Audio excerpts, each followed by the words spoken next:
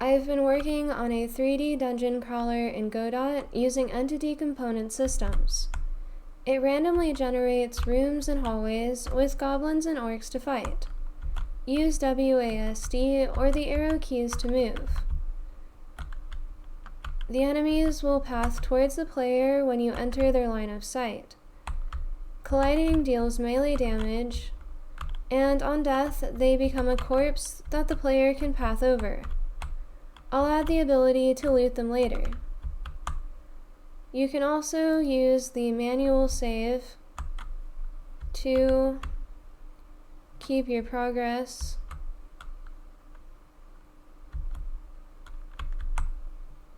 in case the player dies.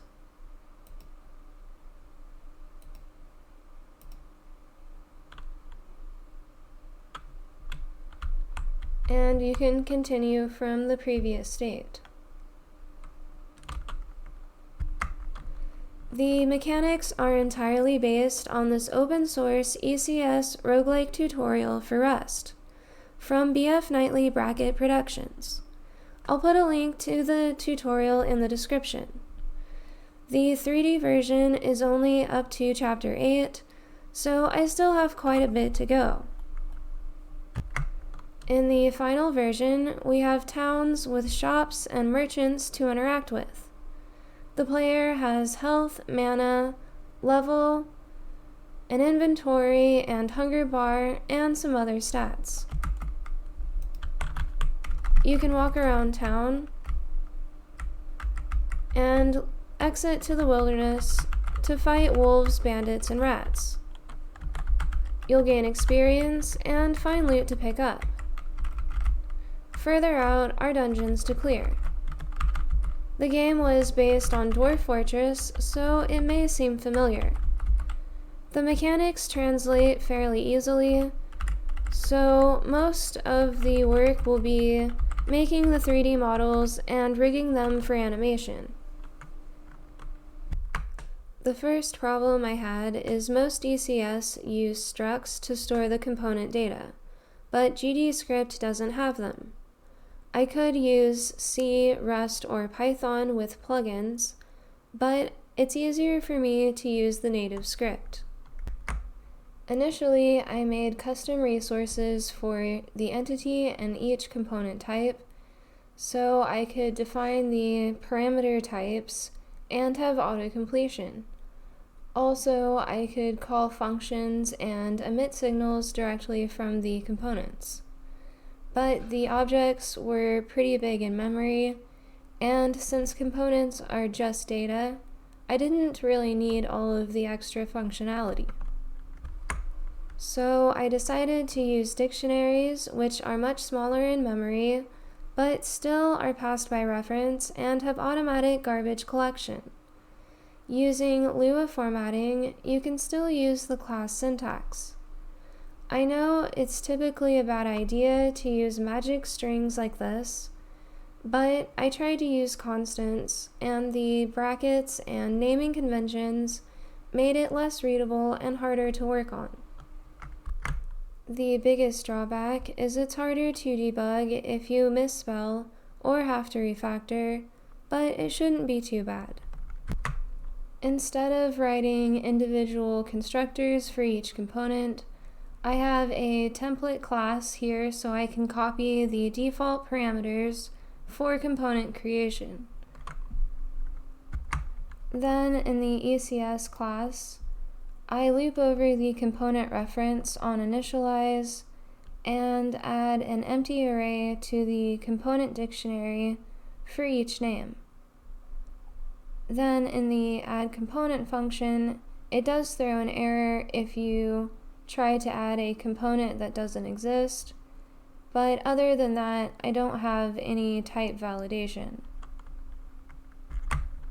Then I can create a new entity with optional component data. This creates a random ID that's not already in the entity dictionary and sets entity at ID to an empty dictionary. Then I add the component data to the ID. This loops over the elements of the dictionary and adds the individual components. Here I set the entity at ID at component name to the value, then append the entity ID to the component dictionary at the component name. So essentially, the entities are a dictionary of component data, and the components list out the entity IDs that contain the component. This is opposite of a true ECS, where the components store the data, and the entity just has flags for which components it owns. But Godot doesn't have a join function for arrays, and when you iterate over an array, you can't see both the ID and the value at the same time.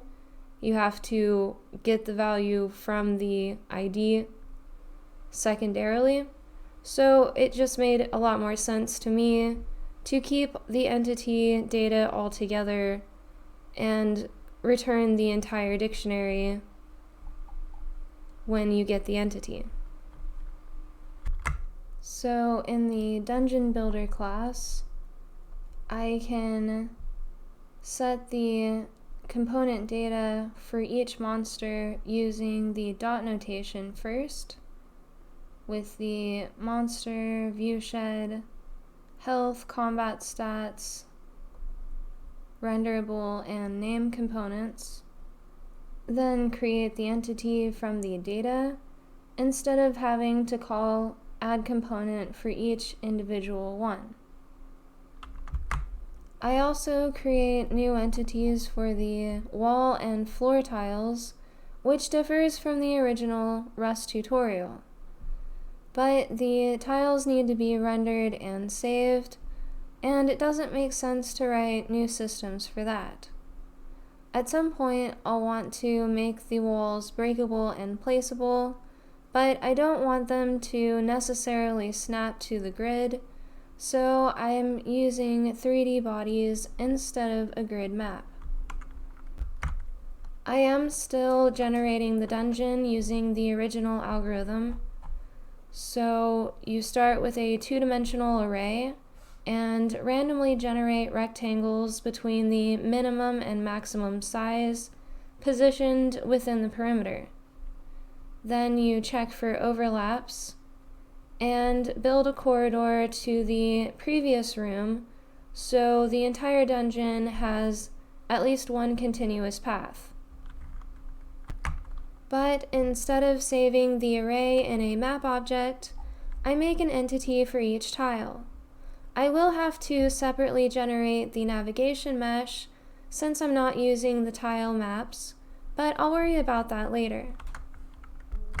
To render the entity, I add a needs render component with a position, which I've multiplied by the offset, and the renderable component, which takes a string path to the entity node. So I have created generic scenes for the floor, the goblin, orc, player, and walls. And of course I'll make these more customizable, but for now they all inherit from the entity base scene and have a ID variable to point to the corresponding entity. Then to render the entities, I call the render system from the run systems function in the main class. I was having some cyclical dependency issues, so I ended up making the system's static functions. So you can pass in the delta and the state, and they work pretty much like an auto load. You can call the function directly from the class name. So this loops over all of the entities with the needs render component, then creates a new node from the scene path and creates the instance. Assign the entity ID on the node, and set the position from the needs render component. Then I check if the entity has the player component and add the player camera as a child if so. This makes the current camera track the player entity. Then if the entity has a viewshed component, I create the viewshed scene and set the radius. This is just an area node with a sphere as the shape, so the enemies can track entities within the range. Then I'll emit the render entity signal through the state, since you can't call emit signal directly from a static function. And I'll add the rendered component, which keeps track of the node, and remove the needs render component so the system doesn't run on it again. Then I've connected the render entity signal from the state to the main class when I initialize the state. So this adds the past node as a child of the main scene. And here is the viewshed scene, which is just an area with a collision shape set to a sphere with a radius of 1 by default. But I've added a function in the script so I can set the radius to a new value. This is on the second collision layer, which I've set to the characters, and I've put the walls and floor on the first collision layer, so this will only interact with the other enemies and players, and it should cut down on the amount of checking it has to do in the combat. Then, as you can see, the floor and walls are on collision layer 1, and the enemies and player are on layer 2, but they mask as both 1 and 2, so they can still collide with each other and the terrain. And I'll go ahead and enable the visible collision shapes under debug so you can see the viewshed outlines.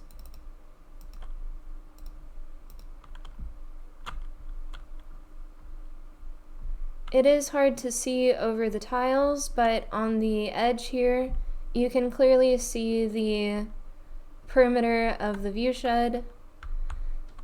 Once you move into the monster viewshed and in their line of sight, they start to chase the player. And notice how they stop moving when the player stops, because the process is turn-based. To accomplish this, I have a state class with the needs input, run, player dead, and save states. Then I have a pointer to the ECS, save file name, current player, and the current state, and connectors for the signals. I start in the run state so the render system can run on the first frame. Then in the main class, I make a new state and connect to the signals. This is actually a really good way to decouple the graphics and user interface from the game logic. Then in the physics process, if the state equals save, run the save system and set the state to needs input.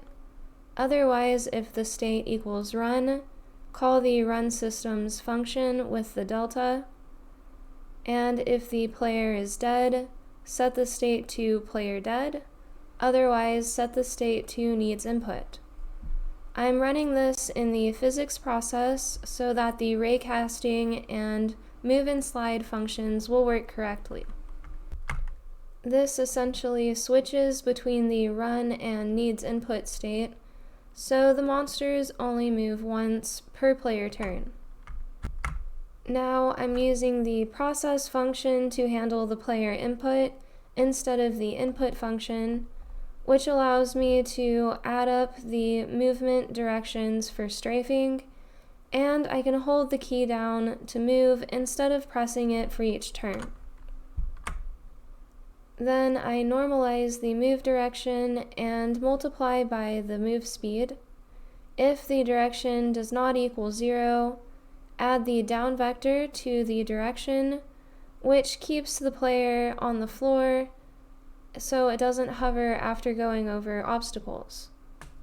Then I'll add the move component with the direction to the current player and set the game state to run. Then in the move system, I loop over the entities with the move component and apply the direction to the rendered node using move and slide. This automatically calculates the delta from the physics step, and remove the move component from the entity.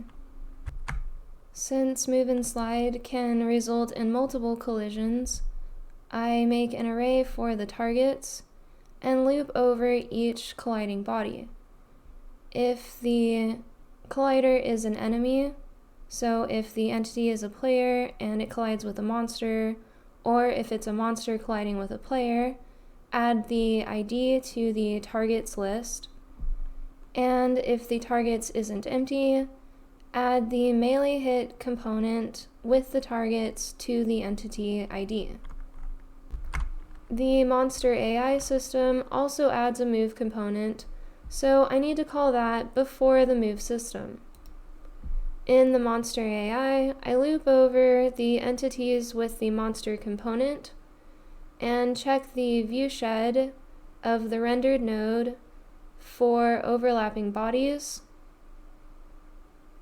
For each, if the body has player in the entity and it's not dead, I check if it's visible using raycasting, then move towards the player using the move component. The visibility system just casts a ray between the nodes and returns true if it doesn't collide with anything else. I will need to make a navigation mesh at some point, but the map is completely flat, so line of sight navigation works for now. Now in the combat system, I get the entities with the melee hit component and calculate the damage for each target, which is the attacker power minus the target defense. And if the damage is greater than 0, queue the damage in the suffer damage component and log the message to the sidebar. I don't calculate the health change here directly because the entity can take damage from multiple sources and it's better to aggregate them. In queue damage, I check if the target has the suffer damage component already and append it if it does, otherwise add suffer damage with the amount as a new component. In the damage system run function, I get the entities with suffer damage and subtract each amount from the entity current health. If the entity is a player, emit the player health signal, so I can update the health bar in the sidebar. Then remove the suffer damage component. And finally, I run the check for dead system, which checks all of the entity health, and if it's less than or equal to 0, emit a message that the entity has died, and add the dead component. Then I move the entity node down to -1.5, so it's just partially above the floor. But of course, I will have an actual death pose or different model here in the future. Now, when I push the save button, it immediately sets the state to save, but it doesn't run the save system until the run systems function is complete. So it only saves the entities when they're in a stable state. The save system is pretty straightforward since the entities are already saved in a dictionary. I do change the rendered component for a needs render component and set the position to the rendered node position. Then open the save file and store the dictionary as a JSON string, and also store the current player ID. And in load file, I open the file and get the JSON parse result data to loop over all of the entities. I do have to assign the needs render to a new vector3 because the vector3s are saved as a string, so I have to convert it to an array or parse the string into a vector3, either way. Then I load the entity with the ID and the component data and get the current player ID at the end. So that's all I've added so far, and I think the game loop is already pretty fun. I also added a name randomizer for the character. Next time I'll add potions to heal you and scrolls so you can cast spells.